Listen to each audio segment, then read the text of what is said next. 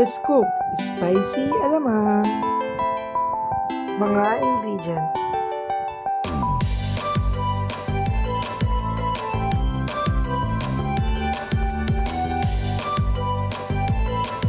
At ito na nga, the moment of truth. Sisimulan na natin ang pagluluto ng ating spicy alamang. Ayan, so inilagay ko na ang mantika sa ating lutuan na rice cooker. Kala nyo, kanin lang niluluto sa rice cooker? Pwede rin magluto dito ng Lucky Me at magprito ng ulam. Ngayon naman magluto tayo ng alamang sa ating rice cooker. At habang pinapainit na natin ng rice cooker, ay nire-ready ko ang ating unang gagawin. Ito ay ang pagigisa ng baboy. Yan, ready ng ating mantika. Lagyan na natin ng ating baboy at iprito ito. At halu-haluin para mapantay ang pagkakaprito ng ating karne ng baboy na siyang bibigay ng lasa at sarap sa ating spicy alamang.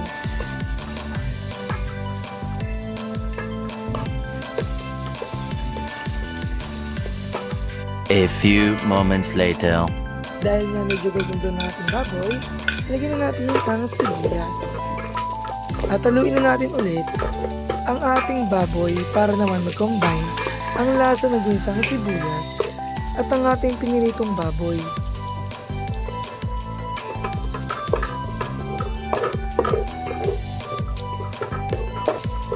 Lagyan naman natin ang bawang. Ang bawang ay nagbibigay din ng lasa at sarap sa mga ating lutuin. Hindi nyo ba alam na ang piniritong bawang ay maraming benefits at makakatulong na makaiwas tayo sa maraming klase ng sakit.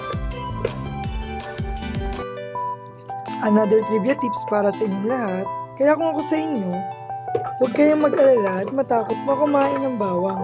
Ito ay healthy at may benefits pa sa ating mga katawan upang makaiwas nga tayo sa mga iba't ibang klase ng sakit, pang bababa ng dugo, pangtanggal ng kolesterol, at makaiwas sa pagtubo ng mga tagyawat.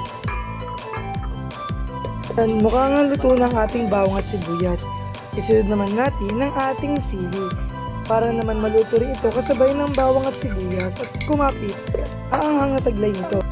Haluluin lang natin para mas magkatas nga ang anghang na taglay ng ating siling labuyo.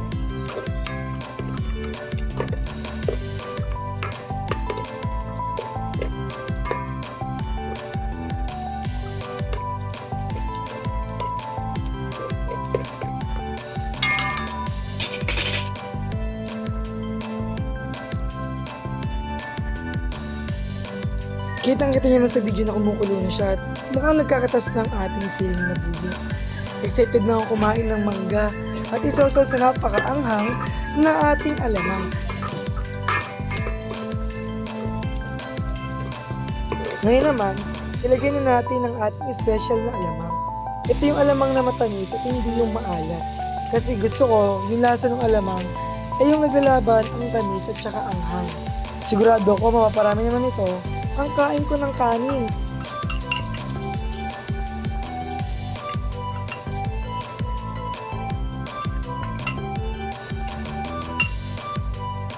Ngayon naman haluin naman natin ang alamang sa ating mga ginisang baboy, bawang, sibuyas at sili para naman mas kumapit ang lasa nila sa ating alamang. Siyempre, masarap ito, lalo na kapag sinamahan ng pagmamahal.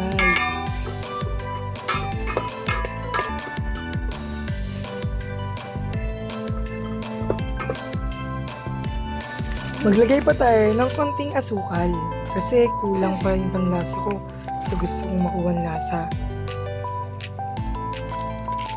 Naglalagay din nga pala ako ng suka sa alamang para mas tumagal yung lifetime ng pagkain ng alamang.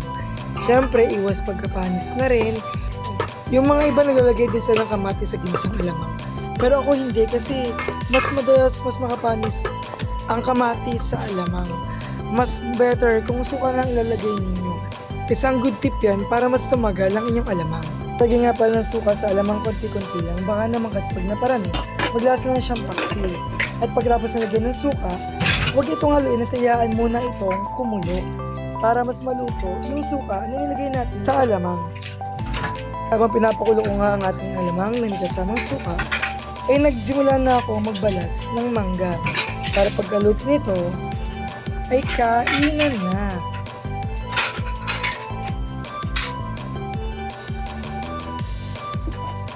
Matapos ng pakuluin ng ating alamang na may kasamang suka, ay haluin muli ito para kumalat ang parte na may suka.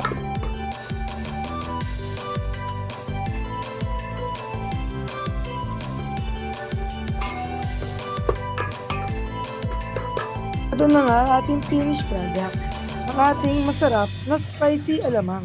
Bye muna nga guys, kain muna ako ng mangga at alamang.